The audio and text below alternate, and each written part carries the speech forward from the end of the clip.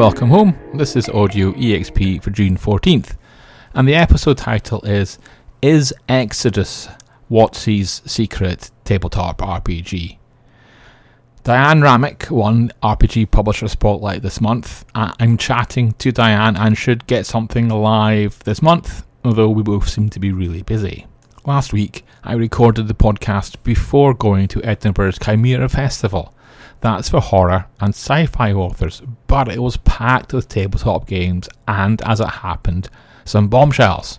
There I find out that Wizards of the Coast have paid for a new TTRPG, and it is in no way related to D&D.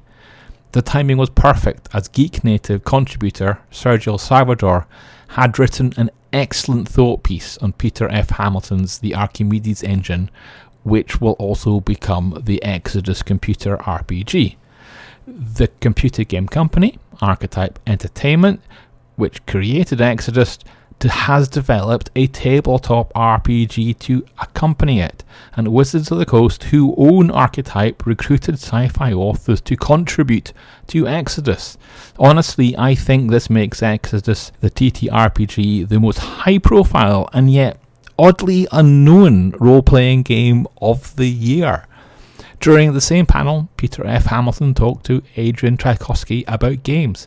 Amazingly, Peter does not play, but Adrian is a big fan and was clear he really wants a particular project he's considering to be a tabletop RPG first and a novel after. In a separate session, Sebastian de Castel was also asked about tabletop games, and he said that more than one game publisher has approached him about a Greatcoats TTRPG. But there's a catch. Once a novel is optioned for film or TV, then the rights to that potential TTRPG tend to get caught up in that deal. I infer that Traitor's Blade and the others have been optioned, or that the publishers think it might happen.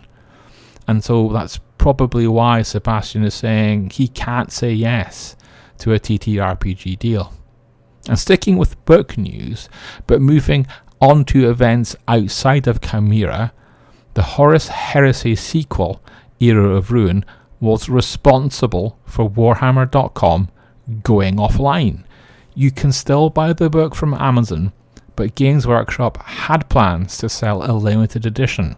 However, professional resellers and ticket scalpers and the like had set up a number of bots to bombard the site in an attempt to snap up and buy all the rare books.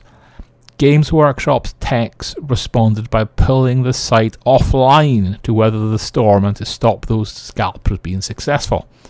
We've seen something like this before recently in the news in the UK.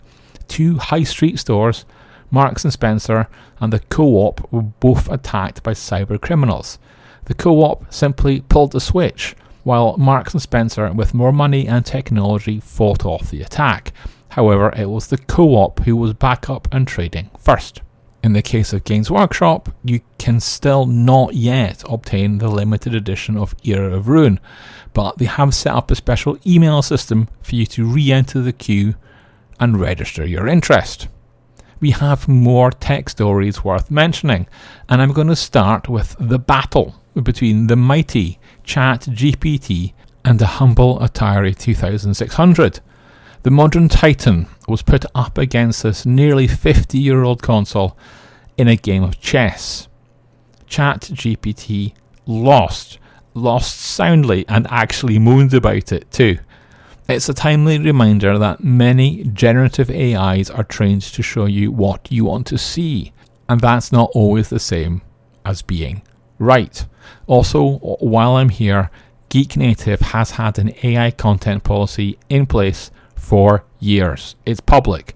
It's also comprehensive because we recognise that technology like spell checkers, spam filters, antivirus software and even load balancing pretty much falls into the same, not really AI, well not yet anyway, as some of these more famous so-called AIs.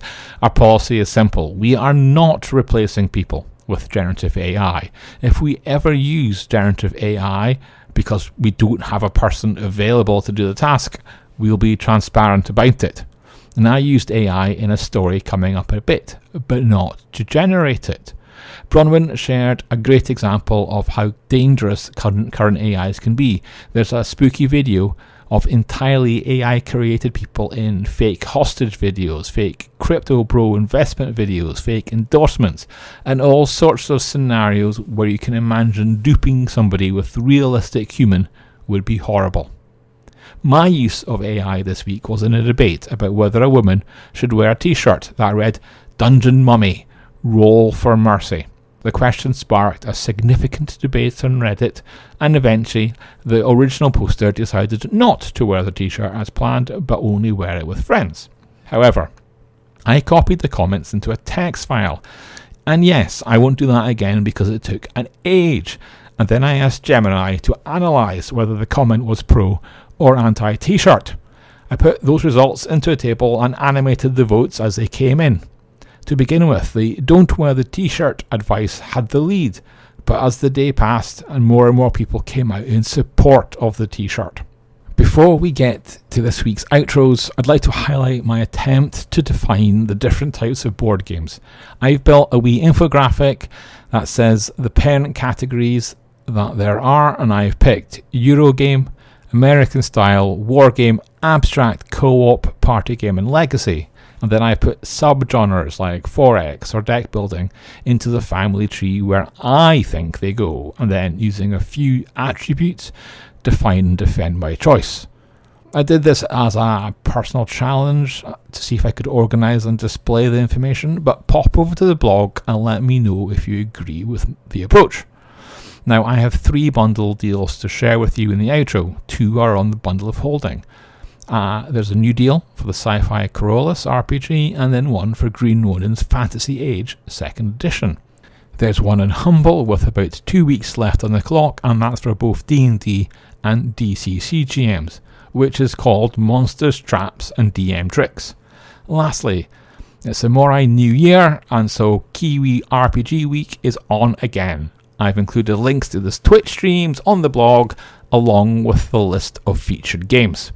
That's all from me today. Tabletop Scotland opened up ticket events just a few hours ago, and everything is flying out of the door already. Keep safe and speak later.